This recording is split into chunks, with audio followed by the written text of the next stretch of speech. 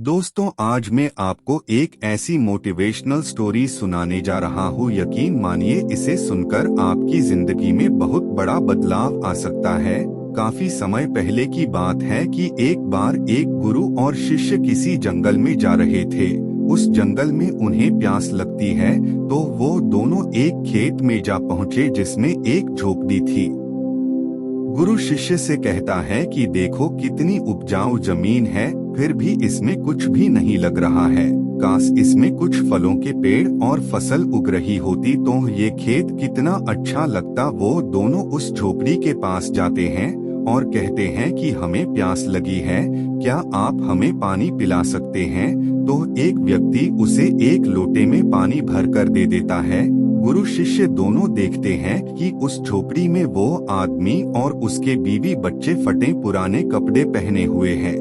दिखने में वो बिल्कुल गरीब लग रहे थे। तभी गुरु उस आदमी से कहता है कि रात हो गई है, क्या आज रात हम आपकी झोपड़ी में रुक सकते हैं? तो वो व्यक्ति रुकने की इजाजत दे देता है। गुरु उस आदमी से पूछता है कि आपका खर्चा कैसे चलता है? इस पर वो व्यक्ति कहता है, हमारे पास एक भैंस है, वो दूध देती है, मैं उसके दूध को गांव में बेचता हूँ तो कुछ पैसे मिल जाते हैं, जिससे हमारी जिंदगी गुजर रही है। गुरु कहता है, आपके पास इतनी उपजाऊ जमीन है, फिर भी आप ना खेती करते और ना ही उसमें कुछ पेड़ जैसे आम का पेड़ नहीं लगाते। ये बात कुछ समझ नहीं आती। इतना कहकर वो सभी सो गए। आधी रात में गुरु शिष्य से कहता है कि चलो अब चलते हैं और इस आदमी की भैंस को मार डालते हैं। तो शिष्य यह बात सुनकर सरप्राइज्ड होता है, लेकिन वो अपने गुरु की बात नहीं टाल सकता था। वो दोनों जाते हैं और उस भैंस को एक खाई से धक्का देकर मार डालते हैं और भैंस को मारकर वो दोनों रात में ही निकल जाते हैं। अब कुछ साल बाद वो शिष्य व्यापार करता है तो अच्छा पैसा कमा लेता है। तो वो सोचता है कि मैंने कुछ साल पहले अपने गुरु के साथ मिलकर एक आदमी की भैंस मारी थी, क्यों ना बेचारे उस आदमी की पैसे देकर कुछ मदद हेल्प की जाए।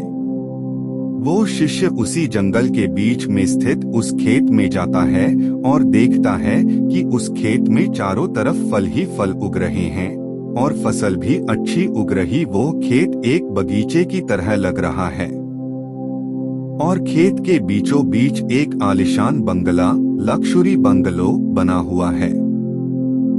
वो शिष्य उस आदमी के पास जाता है और कहता है, क्या आपने मुझे पहचाना? इस पर वो व्यक्ति कहता है कि मैं तुम्हें कैसे भूल सकता हूँ, तुम और तुम्हारे गुरु ने मिलकर मेरी भैंस जो मारी थी। शिष्य पूछता है कि एक बात बताओ, आप इतने अमीर, सो रिच कैसे बने? तो इस पर वो व्यक्ति बोला कि मैं उस समय अपनी भैंस का दूध बेचकर खर्चा चलाता था, लेकिन जब मेरी भैंस मरी तो मेरे पास खेती करने के अलावा कुछ चारा ही नहीं बचा। इसलिए मैंने मन लगाकर खेती की और मैं एक फल बेचने वाला व्यापारी, डीलर बन गया और धीरे धीरे मैं अमीर आदमी बन गया। अगर मेरी भैंस नहीं मरती तो मैं कभी इतना अमीर आदमी नहीं बन पाता। दोस्तों, इस दुनिया में बहुत सारे लोगों के साथ ऐसा ही होता है। उनके पास आगे बढ़ने की काबिलियत होते हुए भी वो अपने छोटे मोटे कामों की वजह से जीवन में कामयाब बनने के लिए कुछ नहीं करते।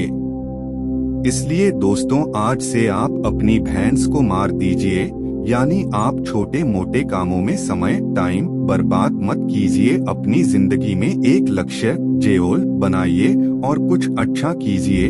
आखिर में यही कहूँगा कि अगर जिंदगी में अगर कुछ बड़ा करना हो तो अपने दूसरे कामों को छोड़ दीजिए और मन लगाकर काम कीजिए, तभी आपको सक्सेस मिल सकती है।